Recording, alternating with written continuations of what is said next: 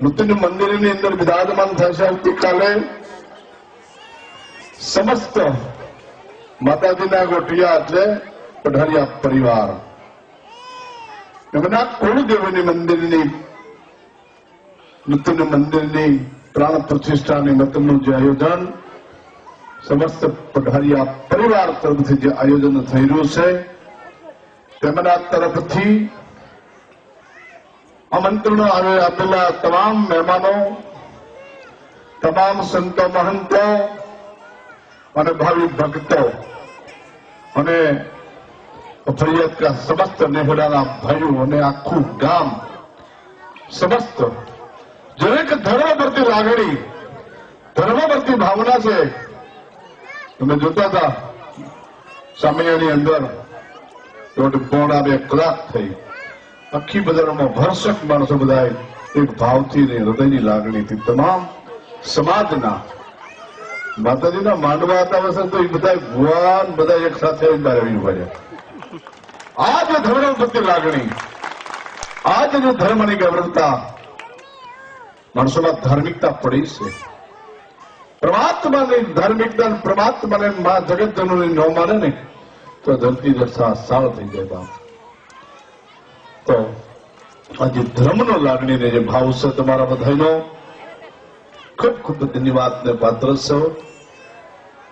જયારે આપણા ભાવનગર જિલ્લાની અંદર હરોળની અંદર જયારે મંડળી ભરતી ત્યારે પણ બધાને એવો ભાવ હતો બાપુ મંડળી આવે મારે પ્રતિષ્ઠા કરવી.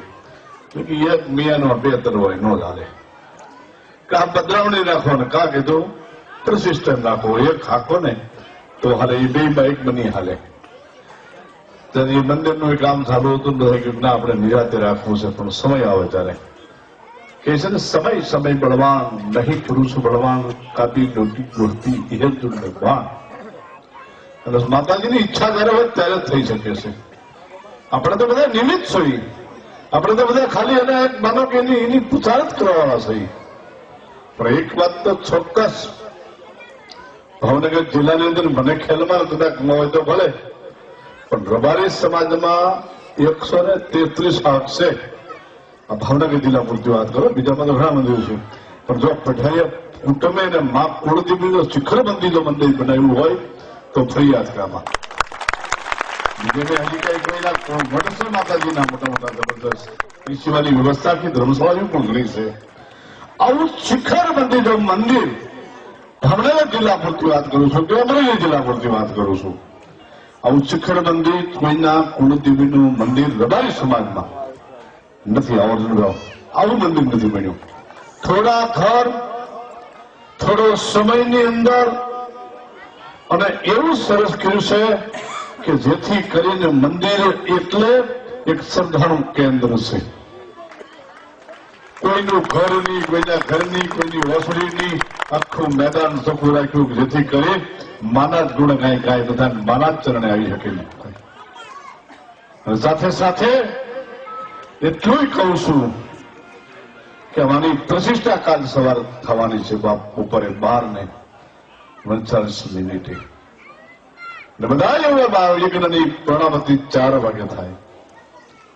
અને બહુ સરસ જે રાજુભાઈ શાસ્ત્રી વિધિત મંત્ર જે કર્મકાંડ જે કરાવે છે ને બહુ હૃદયથી આનંદ થયો છે સાધુ તરીકે કે જે વસ્તુ જોવે એમાં કર્મકાંડમાં કઈ ફેરફાર ન થવો જોઈએ. અને એમાંય વિશે જે એક શબ્દો જે ભેળ્યો મને બહુ ગમ્યો. ભરતભાઈ વાત કરી, દાદાએ કીધું શાસ્ત્રી બાપાએ 3.5 દિવસ કોઈ અહીંયા ગુટકા માન માવા તમાકુ કોઈ ન ખાય બેહે નહીં આવી. હું તો એમ કહું છું કે હવે એથી યજ્ઞ બાપાના માં ચામુંડાના સાનિધ્યમાં સરફી હોમાય ને તો હું તો કહું આખા પઢારિયા પરિવાર પ્રતિજ્ઞા લઈ લીજો કે અમે આજથી ગુરુનું વ્યસન નહીં કરીએ. મારા યુવાનોને કોઈની પાન કે માવા, બીડીયું, તમાકુ જે તે વસ્તુ ન પીવાની, ન ખાવાની.